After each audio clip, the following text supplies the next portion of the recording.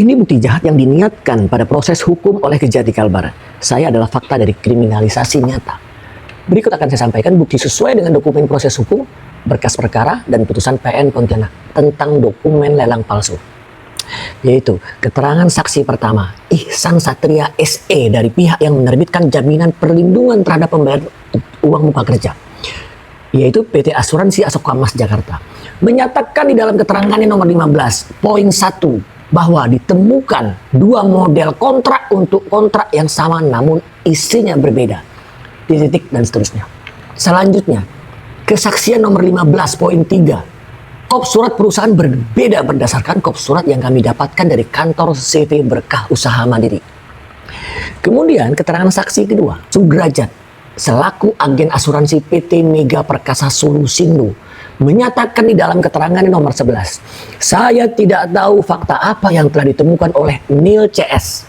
Saya hanya menjelaskan adanya kejanggalan dengan kontrak pengadaan pupuk sebagai dasar penerbitan jaminan. Kemudian pada kesaksian nomor 12 poin 2 menyatakan dokumen-dokumen yang disampaikan untuk adanya kontrak sebagian besar palsu. Selaras dengan keterangan seluruh saksi, tidak ada satu orang yang menyatakan bahwa proses lelang telah dilakukan. Sekali lagi, tidak ada satu alat bukti, baik itu keterangan saksi maupun alat bukti lainnya, bahwa kami Pokja telah melakukan proses lelang. Artinya, Pokja sengaja dan dengan sadar tidak mau melelangkan. Karena ada bukti nyata telah terjadi pemaksaan dari institusi kami agar Pokja memenangkan lelang kepada pihak tertentu dalam bentuk nota dinas. Dan ini merupakan bentuk nyata korupsi sistemik di tubuh institusi saya. Sehingga dipastikan untuk dasar proses administrasi ke pihak asuransi dan untuk penerbitan SPM, dokumen itu 100% palsu. Namun apa yang terjadi? Penyidik JPU Kejati Kalbar, Hakim PN Pontianak tidak pernah mendalami keterangan saksi atas terjadinya pemalsuan dokumen kontrak tersebut. Tidak ada sedikit pun pertanyaan lanjutan di BAP dan tidak ada permintaan keterangan kesaksian di persidangan. Jika aparat penegak hukum terutama penyidik memiliki integritas profesional, otaknya bersih, maka pasti sekali lagi pasti akan didalami, ditanya kepada saksi, diperoleh dari siapa dan disita dokumen tersebut sebagai alat bukti. Maka semua pasti dengan mudah akan terbongkar. Siapa yang melakukan ini? Dokumen lelang itu yang terpenting adalah penetapan pemenang, dasar dari legalitas kontrak kerja.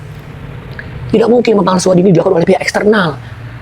Ada keterlibatan pejabat di Dinas Pertanian saat itu.